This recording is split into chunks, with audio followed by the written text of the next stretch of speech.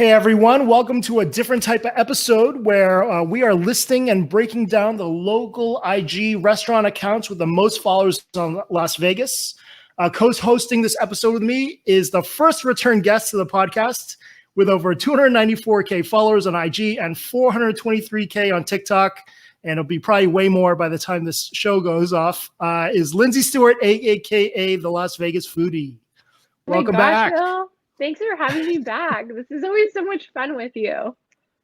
No, it's fun with you too, and I'm glad you're doing this with me because I feel like, of all the foodies in town, you have great insight into, all the stuff going on, and one of your clients is in the top 5, so I'm super happy to have you on. Gosh, I'm so honored that you asked me because there's, the 5 biggest accounts in Vegas, and I'm just lucky that I'm there with you. Oh, you've been killing it for a long time, so I'm glad you're on too. What else have you been up to recently? Anything cool? So what did we do? I've been to Resorts World, I think, twice a week since it's opened, at least on average. I haven't gone anywhere yet. This week was kind of just lay low, sort of chill, kind of staying at home. Last week was busy. Resorts World with you. We went to Wally's, and then that night I went back to Resorts World again with Sammy and B. So that was a lot of fun. So tonight we're going to Javier's at Aria, which is one of my favorite Mexican restaurants. Yeah, You've been, right? You've been there? Yeah, several times. So it's just been a while for me, but yeah. And I go to Arizona tomorrow just for a couple days. Oh, nice. Yeah. Awesome. We're looking to get away too, and Scottsdale might be on the list, but I heard it's been crazy. I mean, the weather's crazy. Yeah, obviously COVID's crazy. So Yeah. What do you think about the new mask mandate with only the restaurant employees having to wear masks? It makes me scared. Yeah. It makes me nervous. I mean, I think wearing a mask, if I'm going to be completely frank, I'm vaccinated, and I think a lot of people that aren't vaccinated took advantage of it and didn't really follow the rules, and didn't wear a mask. And I mean, we're kind of in a situation now where it's we're going to all have to wear a mask, I'm sure of it, which I don't mind doing. The people that aren't vaccinated, I think, really need to step it up and wear a mask. Yeah. Totally. I totally agree. And I feel like, honestly, I'm going to try to wear a mask as much as possible in the restaurants, just out of respect for the employees, because they have to deal with that shit too. 100%. But I feel like they should have just had everyone wear it then. I mean, what's the point of, Right, having them do it. Yeah. And if you go to yoga class or a cycling class, is the instructor just wearing a mask? That doesn't help. I don't know. I don't think it helps at all. I'm sure it's coming. I'm sure we're all going to have to do it. I just don't want people to be assholes about it. Just wear a mask. I know. Okay. So let's get into it. Actually, before we go into the top 5, I wanted to go over some stuff before digging into the list. All of the accounts that we are naming are confirmed to not have purchase followers. I did some digging, and really the easiest way to see if an account is fake is these days are through Reels. So many stupid accounts that have 1K plays, yet 1,500 likes or more on said post is literally impossible to do organically. 1K posts would maybe equate to maybe 50 to 100 likes maximum. So, and if you're a restaurant fielding influencer requests, these days it's probably easiest to have an influencer send a screenshot of their reach for the past month, and you'll know right away if it's bullshit, or if they refuse to send it at all, then you shouldn't even mess with them. So, well said, Will. Yeah, we also opted not to include accounts from the Strip because many big ones like Buddy V's, who might be the biggest restaurant one on the Strip, have other huge accounts like Buddy V's own Instagram plugging it himself, and the Venetian Resort plugging it. So many of the casinos have big followings already and bring them followers. This also doesn't mean that having the most followers necessarily means having the best work. There are some outstanding Instagram restaurant accounts that are kind of round out the top 20, including ones like Magic Noodle, Jonga, Island Flavor, Shang Artisan Noodle, Carnitas Don Claudio, which has been going crazy. Good job, Damien. Yes, yeah. Carl's Donuts, Donut Bar, Truffles and Bacon, just to name a few, who are putting out stellar content with stout numbers of followers. And there's also a bunch of cool cafes and eclectic spots that could never hit 100K followers, but that doesn't mean, the work isn't fantastic. There also isn't an account in the top 10 run by a PR agency. Several reasons because of this are because most PR agencies don't last long enough with the clients. Several on our list have existed for 3 years and wouldn't be able to see a social media account go. I mean, the agency wouldn't be able to see that through for whatever reason. Maybe if it's a retainer or results, or maybe another PR agency poaching them. But another reason was they don't have really great social media managers in a lot of these agencies. So I'm honestly surprised there isn't a burger account on this. Are you surprised?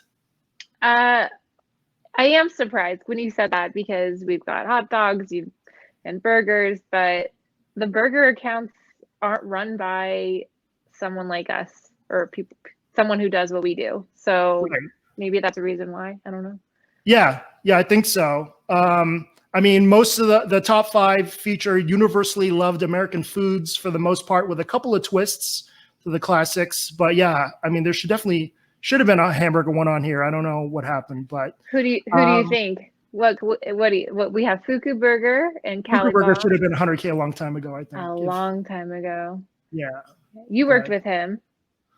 Yeah, I mean, I've been friends with Colin and Mags for a long time, but I never really pitched them on social media services. I'm sure a bunch of people have over the years, but I mean, they seem to be doing fine anyway. They were a truck first, right? Yeah.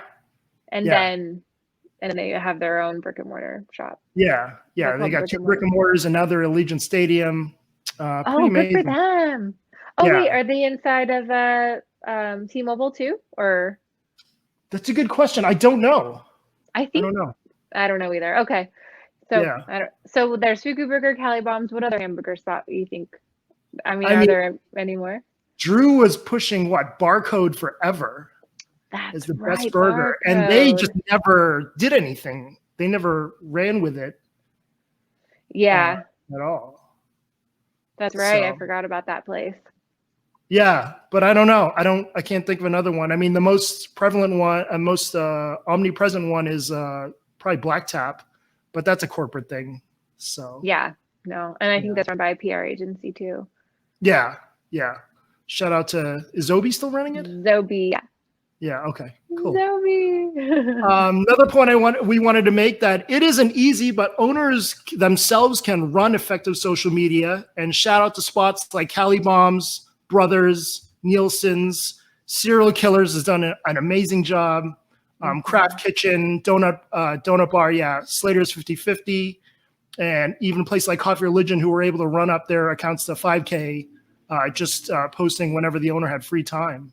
So it's definitely not easy, and I think having us involved makes it easy for them to not have to worry about posting ever. And I think that's the biggest thing, because they're busy enough as it is. Yeah. And it takes time. What's Coffee Religion at now? I haven't seen them in a little bit. 8888. Oh, nice. Lucky. That's lucky, I think. Yeah. It's hard to run a coffee shop, like you said, too. And they're doing some great stuff there. Yeah. Really, really good stuff. Yeah. And then lastly, I mean, Lindsay, pointed this out as well. I mean, these followings and the quality of the posts really impact the business greatly. It's how it gets eyes on the restaurants, turns them to segments on big repost accounts like Food Beast and Insider, news channels, and much more. I can name, the quality of the account is the reason why out-of-town foodies come in and check them out.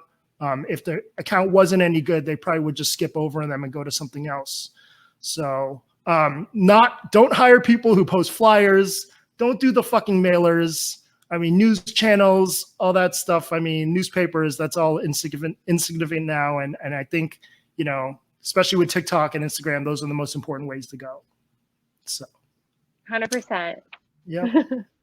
So we're going to get into top 5 now. Number 5 is Creamberry LV. with 90.7 followers. They were established in 2016.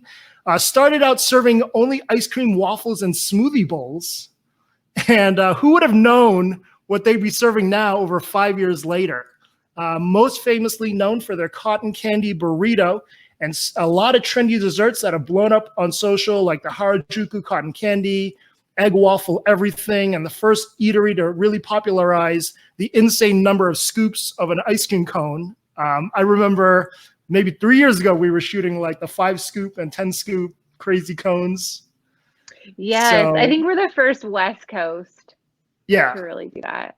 West Coast. yeah, I think there's a shop on the East Coast that did it, but yeah, you're right.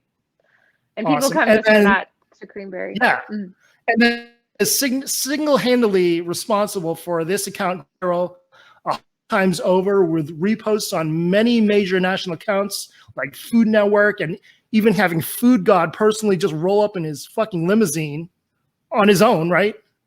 Yeah, he just DM'd the account. Yeah, just, hey, I'm coming. And so let's talk a little bit about this business relationship and how it flourished. How did you get involved with Creamberry in the first place?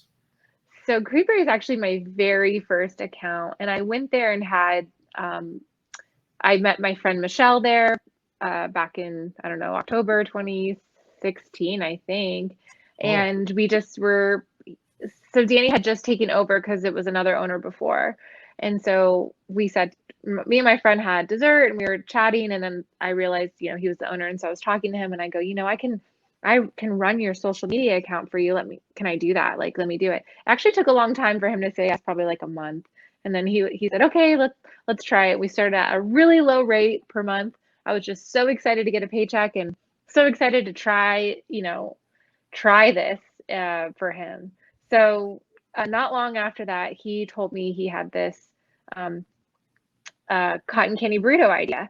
And I go, okay, let's do it. So he starts doing it. And then what really happened was the Review Journal came in and did a story on them, which I was very surprised that, sorry, Review Journal, but I was surprised it brought any foot traffic in. But in 2017, it was big, it was big. And people started coming in. And Danny was telling me, I've got lines of people asking me for this cotton candy burrito. And I realized, okay, there's tractions. I go, let me go do a video. And then that's when my video blew up. So I really piggybacked on Review Journal, but just because they were the first ones to really talk about it.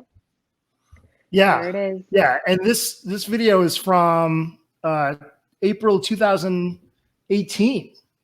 So I couldn't find the actual original, but the first time I posted was April 2017. But I couldn't. Even it says, I think on the caption, like a repost, bringing it back. Doesn't it say that? If you scroll up, It doesn't say that. But it's okay. Oh, then maybe that is the first one. I was like, I couldn't find the original. Maybe that is 2018. Okay. Yeah, but the cutting open, that hold, I mean, just looks unbelievable.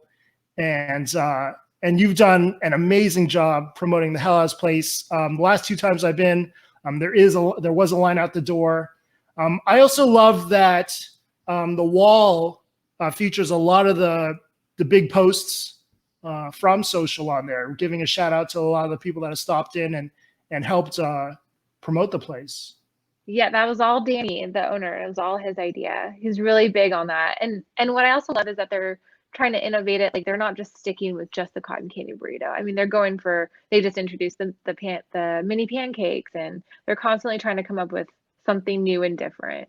So, and you're right, there is always a line. And the one thing I want to say to people is just plan ahead, because this is not your average go in for a scoop of ice cream. Like, this takes time to create, and there's orders ahead of you. So people are going to have to wait a little bit for this, but it's worth it.